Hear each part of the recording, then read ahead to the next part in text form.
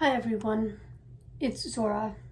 Never thought I'd make this video, but I've wanted to make this video for so long and tell you guys, or let you guys know and give you guys like a little, or not a little, but basically a life update of how I've been doing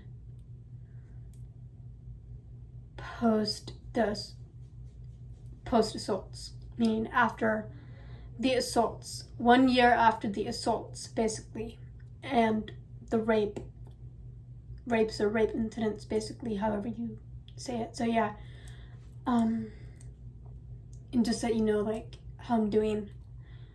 So,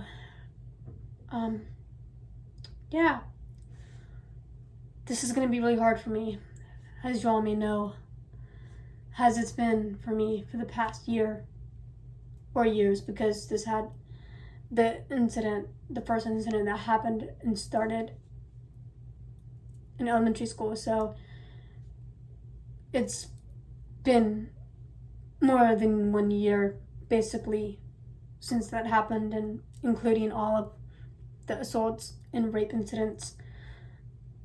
Adding all that up together includes more than 1 year. But God knows how long it's been, how many years it's been since all that has happened to me.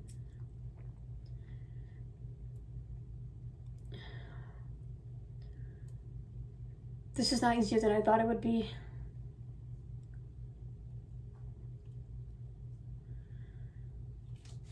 But you see, the assaults were traumatic for me, and so were the rape incidents that happened to me as well. And so I don't know how to say this, or I don't know how to better say this, but I just don't know what to do. Like, it kills me on the inside and it hurts every day. It affects me and will affect me for the rest of my life. That I have to live with this pain forever and ever and ever until the day I die, for as long as I live. I'm still hurt, you know. I'm not happy at all about this. I'm still emotional about this, and I'm still like in pain, like in so much pain from all of it. It just hurts so much.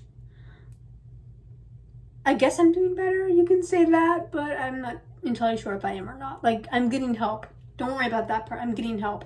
Like, I have like 2 therapists, and then like I have like some case managers, and like I have like some therapy groups that I'm attending, and I'm looking also even for like a sexual assault support group that I could attend in my area.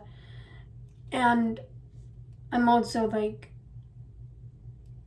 seeking help from other victims, or victims of other like different traumatic events or incidents that they've been through, of how they could support me and help me through this and get through this.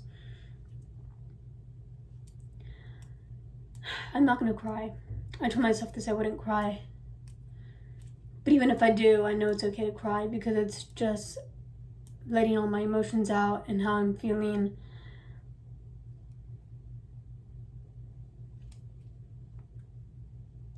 And just basically getting it off my chest, which I feel like I am.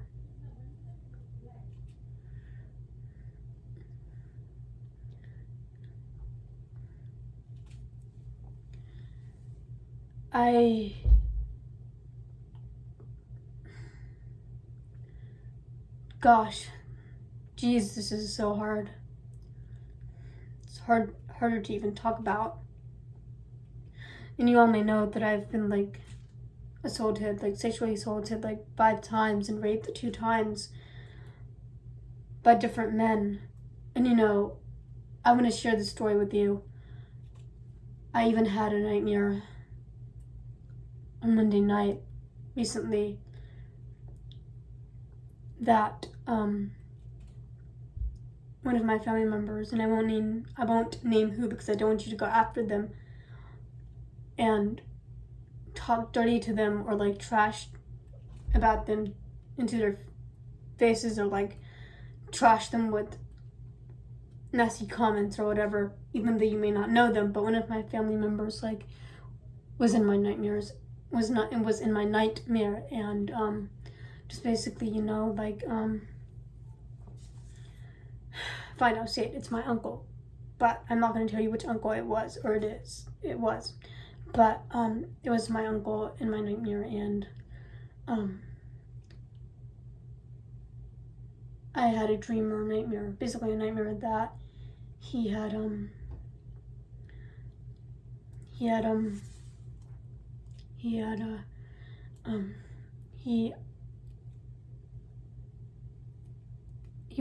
showed me his private part, and he shoved it all in my face and put it in my face, and I was like screeching and making some high-pitched, loud noises or sounds, and to make him stop or whatever.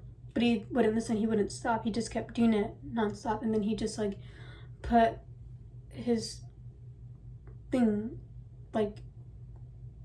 he tried to put it in my mouth, but I just I just screamed when I woke up.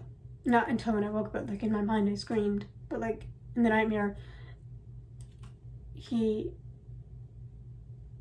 even tried to move it around my head and move it around my face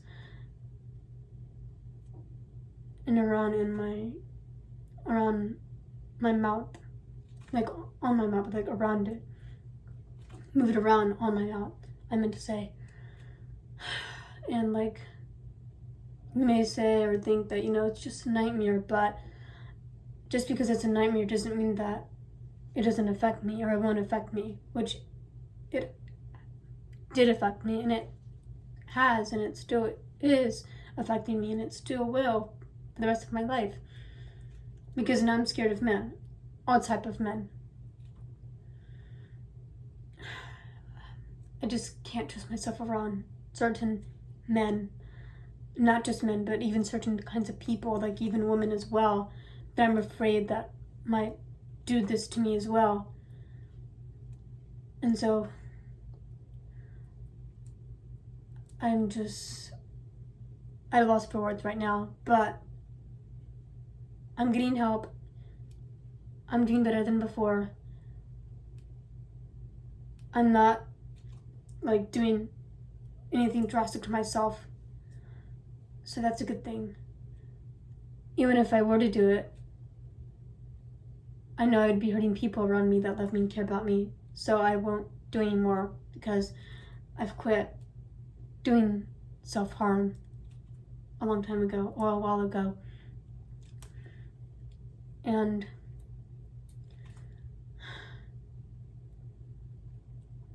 I still don't know how I feel right now at this point, at this moment, time of place.